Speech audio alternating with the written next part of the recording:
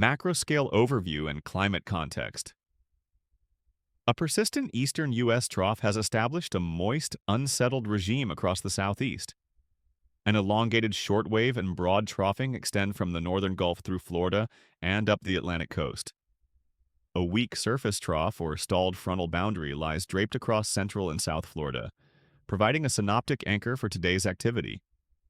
Moisture levels remain anomalously high, with precipitable water values hovering near or above the 90th to upper 10th percentile for early September. Geography and local climate influence. Florida's flat terrain and proximity to warm Gulf and Atlantic waters make it particularly responsive to sea and lake breeze convergence. This dynamic, in combination with differential heating inland, consistently acts as a focus for convective initiation. Coastal corridors, particularly near Miami-Dade, Broward, Palm Beach, and east-central interior counties, are classic zones for boundary collisions and boundary-induced storms. South Florida, Miami area. This morning, moisture remains deep, but cirrus cloud cover is a bit less thick than in recent days, allowing more surface destabilization, especially over land. Models hint that the upper-level shortwave may help kick off storms early via interaction with the Gulf breeze. Convection is expected to evolve inland and then migrate or realign along the Atlantic sea breeze.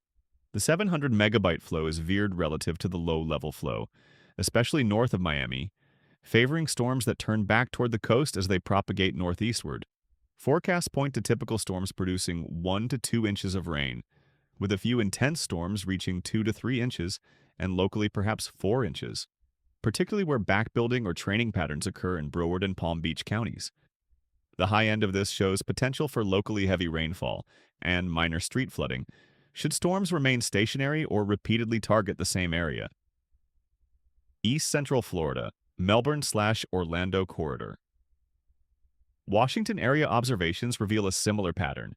A weak disturbance from the eastern Gulf lifting the stalled boundary, colliding with very high moisture totals, PW around 2.3 inches, across the region, north of EMA 4 southward. Add warm cloud layers up to approximately 16,000 feet and moderate instability, yielding a theater ripe for afternoon storms. Guidance consistently shows scattered to numerous afternoon and evening showers and thunderstorms, especially near sea breeze collisions inland. Forecast rainfall totals of 3 to 5 inches are possible in the urban Orlando corridor, with a marginal risk for excessive rainfall. A few storms could produce 2+ inch hourly rates, raising localized flooding concerns. Lightning and gusty winds remain present threats, though instability is modest. Mechanistic summary. In both regions, the story is driven by 3 pillars. Moisture, PW remains anomalously high, saturating the boundary layer and feeding heavy convective cores. Forcing, while large-scale ascent is weak, limited synoptic lifting, mesoscale boundaries, sea lake breezes, remnant front, provide enough convergence to initiate storms. Steering and motion, weak low-level winds and veered mid-level flow create training and backbuilding potential, keeping storms over the same locations for longer.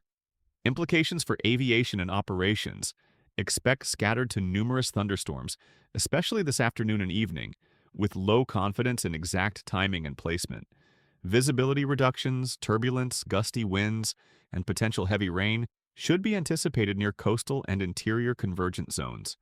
Airports from Miami southward to the Orlando corridor should remain vigilant for convective clusters, lightning and flooding, with VCTS or tempo and TFs likely in later updates. Closing. In short, a very moist, boundary-driven, low-pattern system today, classic early September Florida, promoting widespread convective threat. Large-scale patterns set the stage, mesoscale features direct the actors. Stay proactive with micro-forecasting and operational planning. That's your professor's take, live and pragmatic, yet rooted in atmospheric fundamentals.